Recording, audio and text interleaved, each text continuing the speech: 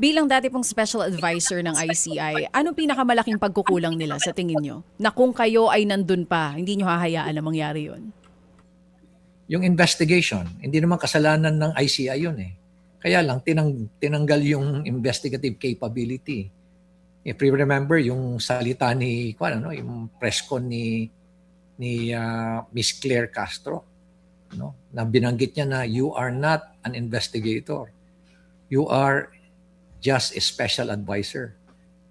Doon ako nagulat eh kasi hindi naman akong gumawa nung aking designation eh. It was Malacanang ang nag-designate sa akin na investigator and special advisor. Then suddenly there was a turnaround. Biglang tinanggal yung investigative capability. Eh hindi naman investigator yung mga commissioners, di ba? Kaya doon nahirapan. Without investigation, paano ka makakakolekta ng mga ebidensya? Paano mo ma-identify kung sino talaga yung mga responsable? Talagang hindi niya ma-perform yung kanilang mandate. Oo. Mayor, sinasabi po ninyo kulang sila sa pondo, kulang sa power na ibinigay sa kanila itong ICI. Sa tingin niyo po ba, yun talaga ang dahilan kung bakit hindi sila nagtagal? O kagaya din nung sinasabi ng ilan na parang naging palamuti lang ang ICI para masabi na may ginagawa ang gobyernong ito para mahabol yung mga may kinalaman sa flood control scandal? Well, ayaw ko naman sigurong isipin na gano'n yung intention nun. Ano? Kasi nakaka-insulto naman doon sa mga commissioners at sa amin. Naging membro ng ICI na palamuti lang kami. No?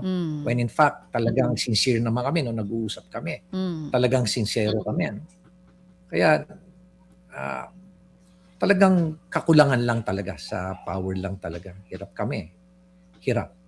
Na hindi mo ma-compel, hindi mo ma-contempt, hindi ka makapag-pressure na ilabas yung mga ebidensya.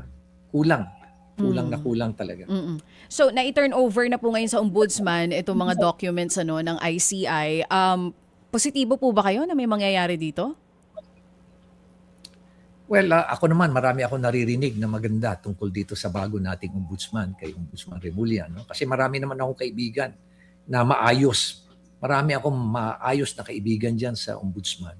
At sila mismo nagsasabi sa akin na kakaiba itong management ni Secretary Remulla. Mabilis ang desisyon, mabilis ang investigasyon. Kaya let us be hopeful na ganun nga ang mangyayari. Kaya lang, ulitin ko ulit, marami pang nakalabas marami pang hindi nakakulong eh. Lalo-lalo na yung mga politiko talagang nagnakaw eh. Ako talaga gusto ko talaga mga politiko talaga Wag mag-stop sa mga DPWH officials. Gusto nyo merong politiko. Maghimas rehas. Kasi sila naman talaga yung matatakaw diyan eh. So, under Ombudsman Boying Remulla's watch, you are quite sure na tuloy ang accountability process base po sa mga naririnig nyo? Yeah, hopefully, I'm hopefully sana. Mayor, pahabol lamang po. Saan kaya rin nagkukulang ang pamahalaan? O kung sino ba ang may pagkukulang? Bakit hanggang ngayon, hindi pa rin talaga ma-coordinate at maibalik sa bansa si dating Congressman Zaldico? Siguro baka, ewan ko ba, no? Siguro ayaw talagang pabalik eh. Bakit po ninyo nasabi yan? Ayaw pabalik eh. Well, marami siyang alam, Siguro pag sayang lang yung mga videos na pinapadala niya, kung hindi yan ma-translate into a document, yung testimony, under oath. Yan dapat ay importante ito para magamit na ebidensya. Sayang lang yung mga video niya na yan. Walang kwenta yan. Pero nasaan ang effort? Siguro kailangan talaga na matinding effort talaga na pabalikin siya. Kaya naman eh. Kaya naman.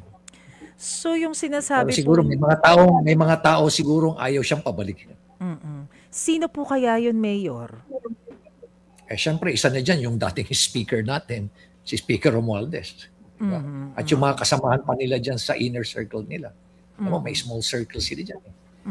Yan, yung mga dating mga mga nakinabang ng husto dyan. Oo, oo. Mayor, kayo ba'y nabayaran na dun sa pinagpalawalan nyo sa ICI? Magkano nga yun? 30,000. Oo Magkano nga. nga yun, Mayor? Oo nga, Mayor. TY na po 30,000 ba yun? pesos. Na-thank you na po ba kayo doon? Pro bono na lang, sakripisyo na lang Wala yan. pa. So Kaya, hindi bigay na na lang isauli sa inyo? hindi ko na inaasahan at hindi na rin ako nag-exert ng effort na ipa-reimburse. Oh. Dahil I remember nung mga last month, may mga nagte-text pa sa akin na hindi pa sila tumatanggap ng sweldo eh. Ha? So pangit Ano? naman. Oo, last month may mga nagte-text pa sa akin na hindi pa rin sila tumatanggap ng sweldo. Sabi ko, bakit ganun? Alam ko, December kayo natanggap niyo yung notice of cash allotment NCA. Mm-mm. Ano po ito? Mga ordinary workers ng ICI? Yeah, mga empleyado. Yes. Oh. So, gaano po kadami Nagulat yung... ako, no? Nagulat ako eh. Opo. Ano po ang kwento sa inyo, Mayor? Gaano pa po kadami yung hindi pa pala nakakatanggap ng sweldo hanggang ngayon? At saka po, gaano kahaba yung delay na hindi nila natatanggap? Hindi naman nila nabanggit sa akin. Oo. Yung sentiment lang nila, text lang sila sa akin. Oo. Nag-text lang sila sa akin. Mm. Kaya sabi ko naman sa kanila, hintayin nyo lang. Baka nihintay lang yung release ng cash. Ay, Sabi ko, release Akala of ko- tomorrow. Ang tagal naman, sabi ng Mayor. Malacanang na-release na daw yung cash. So, ibig sabihin hanggang ngayon hindi pa pala nila natatanggap, That was- na-abolish na nga sila. That was 22. That was 2025. Iba syempre yung 2026.